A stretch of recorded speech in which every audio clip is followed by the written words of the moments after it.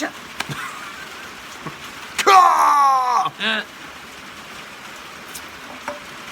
Coffee.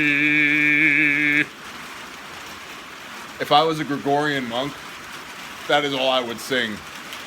Coffee. Coffee. And the bread song. Oh yeah, and the hamotzi. Actually, in that temporary shelter video, or improvised tarp shelter video, I actually sang part of the hamotzi on camera because it was so deeply embedded in my brain that I had to. I couldn't not sing the hamotzi.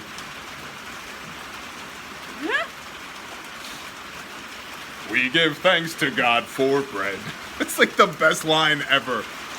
We do. I mean, Mommy Biscuits, we know all about the bread. We know all about bread. Yeah. This has nothing to do with what we're going to talk about, but that's okay. Yeah. I was gonna say, we're a minute in. We ought to get on topic. Have you ever seen the live show? We did one live show where it took 25 minutes just to get through the BS. just the announcements. The announcements in the beginning took 25 minutes of the live show. And it was literally like, look guys, everybody simmer down in the comments. It was like 90 to 120 seconds of announcements and housekeeping, and then we'll get on with the show, and it took 25 minutes. So, they know. These people know.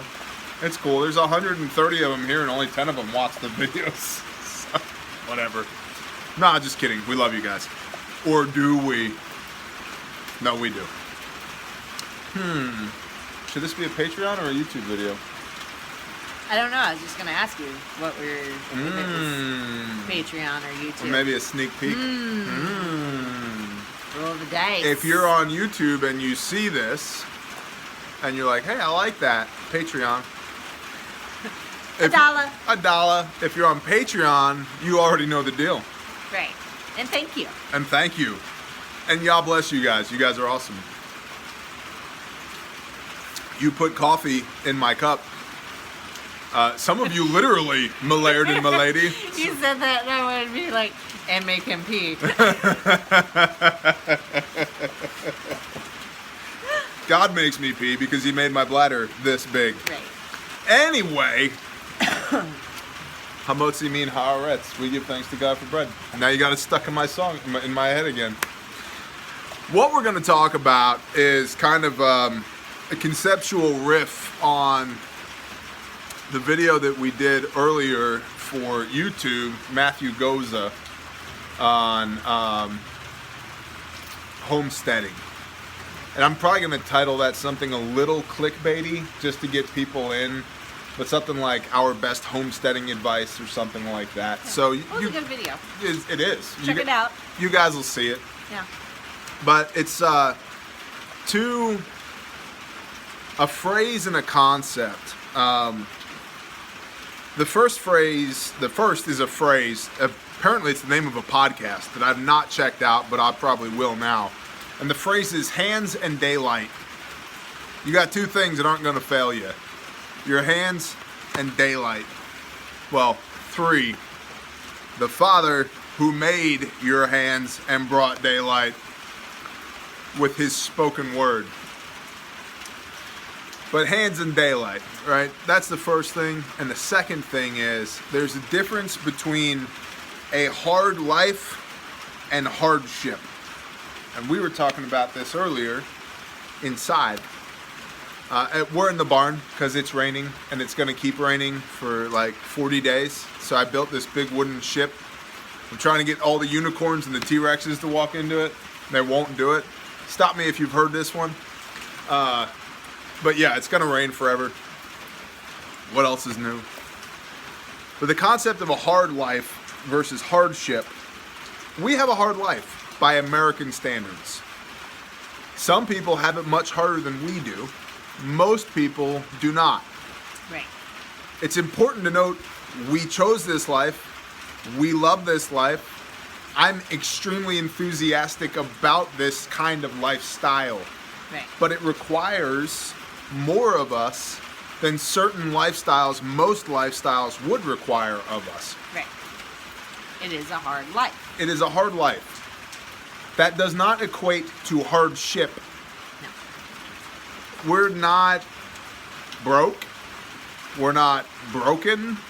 We're not lacking anything. Our children are well fed and well clothed and have shoes and are well loved and are nurtured and encouraged and informed and instructed and taught. And we are thoroughly blessed by all of the material things around us. And a lot of people think material things and think like, you know, their Lexus or their cabana or their whatever. And I think my pine trees and my barn and my chainsaws, like that's what I think of as material things. These dang shit, look at them, they literally run over here. You turn the camera on, they're like, it's YouTube time, here we come. Just you talking. They love your voice. It might, maybe I'm the chicken whisperer.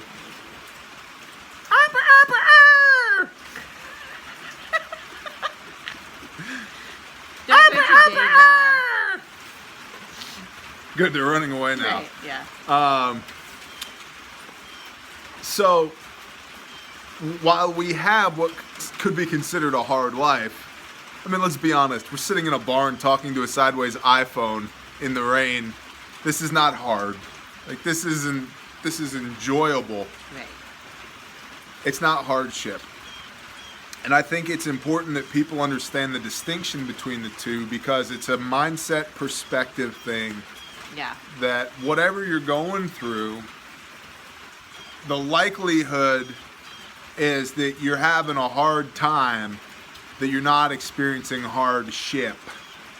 Hardship is like legitimate. Like, I can't feed myself. Right. I can't feed people around me. I don't have a job and I don't know when I'm gonna have another one. I got no home, I got no vehicle.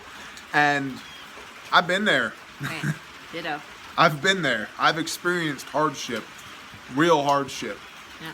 And I think it's important to understand the difference between hardship and a hard life, and how experiencing hardship can make one unafraid of a hard life. Yeah. There's nothing out here that scares me. Mm-mm. All you got to do is apply yourself and do it. No. You know? One, like, when you hit bottom, you know that you can only go up from there. So, everything that happens is a blessing. Like, you know, I was 6 months pregnant and living out of my car. And didn't know what was going to happen. Didn't, you know, scared out of my wits. So, you know, luckily enough, that didn't last very long. I was only there for a month. And then I moved into, like, one of the, like, weekly rental hotels. Right. And I was there for 3 months, I think. And then, one of our customers at my job was like, hey, I've got this house, you know, rent's pretty cheap, so if you want to, you know, move in there, you can. So, luckily enough, I had a friend of mine that was also looking for a place and became my roommate because I couldn't afford it by myself. And, you know, but being in that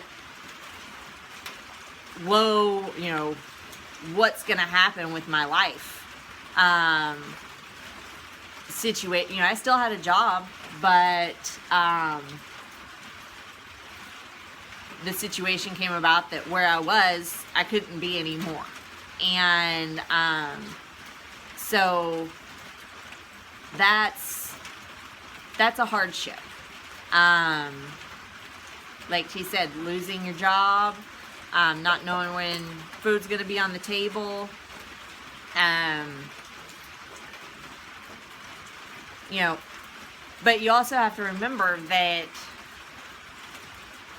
no matter what your situation is, somebody's probably got it worse. Amen. And you need to remember that when you're bitching and complaining Yep. about what's going on in your life, that there's somebody out there that if they had what you had, it would be a huge blessing. Yep. I remember many times, and I've shared this story a few times, but I remember many times a lot of the food that we had, most of the food that we had, we put up ourselves. Right. Growing and canning and hunting animals and butchering and processing, and raising animals, butchering and processing. You have the hiccups? You want some water? No, I got Okay. just Ah! Do you have them now? You still have hiccups? I don't know. I don't feel it. Yes. All right. So a lot of times growing up, what we had is what we were blessed with, and then we met that blessing with action, which I'm really big on. Most people neglect the fact that blessings tend to look like work. Okay? So there's a lesson there in of itself. But we met the blessing and provision of the Father with action, and we put up food, a lot of it. We still put up food, a lot of it. But I can remember my mom on several occasions going to our pantry, which was a big pantry. And it was probably half the size of a bedroom, and going in there and with paper sacks from the grocery store and just filling up, putting in sacks and loading it in the back of her car, which she never had a nice car. My mom, like, if I ever get rich and famous again, I'm gonna buy my mom a nice car, because she's just never had one. But she'd put it in the back of her car, and we would drive over to a neighbor's house and give them. The unit of measurement was a month's worth of food. That we'd shelled those peas ourselves. I dressed that animal myself, ground that beef myself, whatever. And I can remember saying to my mom a couple of times, "What are you doing? Right. Do you know how hard we worked, physically worked, to put that up so that we could have to eat? What are we gonna eat?" And I just remember my mom looking at me and being like, "It's all right. This is why we have this, so we can bless other people with it." And we were able to help somebody through their hard time, their hardship, because we had a hard life and we were hard people. We were able to meet hardship. Now, that being said, I can also remember a few times where, as a kid, I went with my mom to food banks and got canned food, and usually, I think it was always right around Thanksgiving, frozen turkey and the dressing and stuffing and all that. And when you first got sick, we had a guy from church, brother from church, call me up and he said, "T, I need you to come over and look at something." I was like, "All right, cool, man. It's contract work." And I got there and I rang the door and I said, "All right, what do I need to look at?" And he was standing in the doorway, wouldn't let me in the house. He said, "Hold on." And went over here. He came back and he just handed me an envelope. And I said, "What is this for?" And because we were, that was a big deal. It was a big blow to me and to us when you first got sick. And he said, I want you to take this money and buy you a turkey and everything you need so that you and your family can have Thanksgiving. And I was like, I can't take this. Right. I can't just take this from you. You have to let me do something. Right. Yeah, we'd always been earners. Always. Still are. Yeah, I mean, it's just a mindset, and you get you get knocked down. Because the story there was I had a construction company. Well, hold on. Okay. The lesson in all of that for me was, Yeah. when somebody says I'm blessing you, you have to set your ego aside and go, yes, sir, all right, thank you. Because it meant the world to me Right. that he thought enough of us to say, here's money out of my paycheck because I want you and your family. And it wasn't just enough money to go buy a turkey and have Thanksgiving. It was enough money to go buy a turkey and have Thanksgiving and buy a couple weeks worth of groceries too. Yeah. And that was really humbling to me. Yeah. So that was really humbling to me because we were about to brush up against hardship, and there were a lot of people from our church that through love and appreciation for us just really gathered around us and helped us quite a bit. Yeah. So Yeah. I mean, Yeah. They started food trains where they oh were my bringing us gosh, dinner every night. I had to tell them to back off. I was like, guys, I'm out of room in my fridge. Yeah. I don't know whose Tupperware is whose. I got 16 baking dishes on my like I can't. Yeah. Yeah, they loved on us so hardcore. It was awesome. Yeah. So But experiencing something like that really really makes you appreciative for the little things that you have. So hardship is good right. because once you know what hardship is, Yeah. you don't have to worry about it anymore. I know what it's like to work like literally sun up to sundown and to still be poor and have nothing. Yeah. I know what that's like, and I also know what it's like to work sun up to sundown and have something, to have more than something, and to not be afraid to take risks and take chances and do things, and it really strengthens your faith too, because you start to learn about the faithful promises of the Father and our inheritances as his children and his provision and blessing when you're like, I got nothing. I got nothing. I don't even know what tomorrow looks like. Yeah. And he's like, cool story, bro. I do. Right. How much do you trust me? Yeah. You know? So there is this is not where I intended this to go at all, but that's cool. I Yeah. love it. And hey, look, your hiccups are gone. I know. You're Thank you. You're welcome. Thank you for scaring the crap out of me. You're welcome. But there is absolutely a difference between hardship and a hard life. And if you're on the cusp, don't worry about it. Like if you have a hard life, that's okay. You know, it's give us this day our daily bread.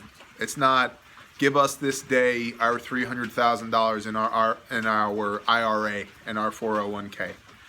Give us this day our Chevy 3500 brand new dually. Right. Give it. Yeah, because I mean, I gotta pee. You do it. Keep like talking. we have so much testimony to Yah being there right when we needed him. my gosh, yes. Like there, does with us. right? Like there have been so many challenges and things that we have gone through that, you know, it's like the day before and we're like, we don't know what we're gonna do. We don't know where our paycheck's coming from. We don't know where we're gonna live. We don't know, like, a lot. Yep. And like literally the next day, poof, here it is. All is well. And like being a believer, that is nothing but God. Like the stuff doesn't just happen. Yeah. Well, and he takes us right to the edge of comfortability. He takes us way past comfortability. Right. Like, right up to the edge of like, come on, dude. I don't know how many times I have literally said, I know you're doing something, but if you could just go ahead and do it, that'd be great. I know you're brewing something, man, but I Right. need it. I need it now. Yeah. And he's like, no, you don't. Not yet. Right. No, you don't. You're not there yet. I'm going to get you to where you need to be first. That's why I love the book of Habakkuk, because he's like, I'm going to utterly destroy you so I can put you back together the way I want you, the way I need you. And that's why, Habakkuk just speaks to me. It's like a lot of people have like their home verse. My home book is Habakkuk. It's like, I'm going to just completely tear you down so I can put you back together better again. And that's been us. Yeah. And I mean, not once or twice. That's Right. our story over and over again. But you learn to operate from a position of faith because you have such a track record of fulfillment of promise and blessing and provision that You know he's gonna come. that's exactly what I was going to say. He's not gonna let you perish. No. Like he's gonna be there for you. And like you said, like that's just it's the reoccurring theme. Yeah. Like we know like when we hit a challenge, when something there's some big question out there as far as how something's gonna work out, or any of that, we know immediately. Like there's no more worry. Yep. Well, that's a great it's point. still a little there, but You don't confuse worry and concern. no, I can be no. concerned, but I'm not worried. Right, and you've got it in your heart that, okay, I'm just going to believe Yep. it's going to work out. Like, whatever it is, it's going to work out. And you just have to be open. You have to be open to what God is bestowing on you. Eyes to see and ears to hear too, because I really think, and I think then we'll put a bow on this because we're over 20 minutes already, but it's a good talk. It is. I don't think we talked about what the beginning was. I mean, kind of, but Yeah, I mean, we have the difference between hardship and a hard life.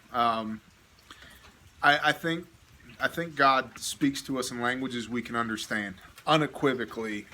When He talks to me, I get the message, and He tends to talk to me kind of the way a sledgehammer talks to a concrete wall that it's trying to demolish. It's kind of the same conversation. And then I go, oh, all right, I got it. I go, stop, I got it. But I'm getting better at, instead of this, just a, yes, sir, roger that. But we know, like just what you were saying, is it's gotten to the point now we have such a track record of testimony. And I've said this to people before, like, you really think God brought you here to just abandon you? right. No. And every now and then I have to stop and think about that in my own life and go, yeah. dude. You abandon Him. He doesn't abandon you. Yeah, amen. Good job. So, hardship and a hard life. There is a difference. Yeah. It's okay to have a hard life. It's good to have a hard life because I think it builds character. I think it builds honesty and integrity. It absolutely builds testimony. It makes you relatable to other people. Well, and almost the same thing with hardship. Like, yeah, that's true. It's okay to have a hardship. Like, it does the same. Like, you're gonna have a testimony.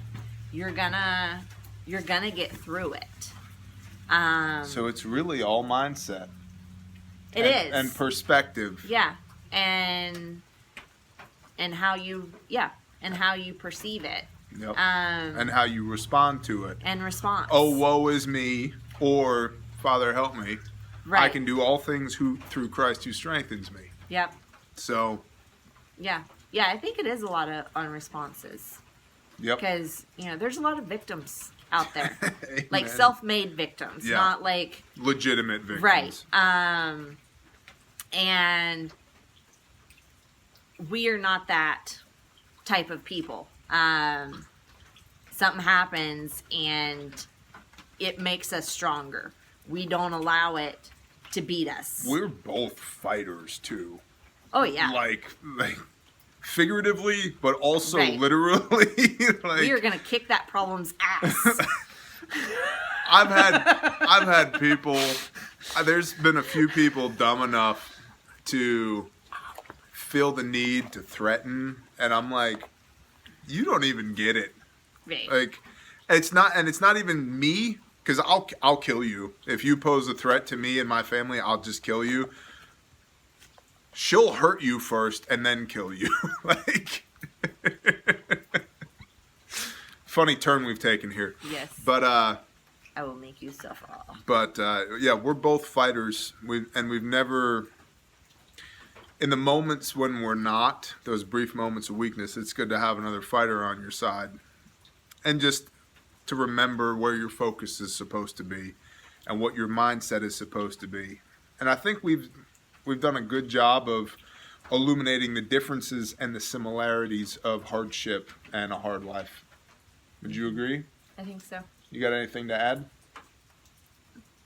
Good video. Hope y'all enjoy it. Shalom.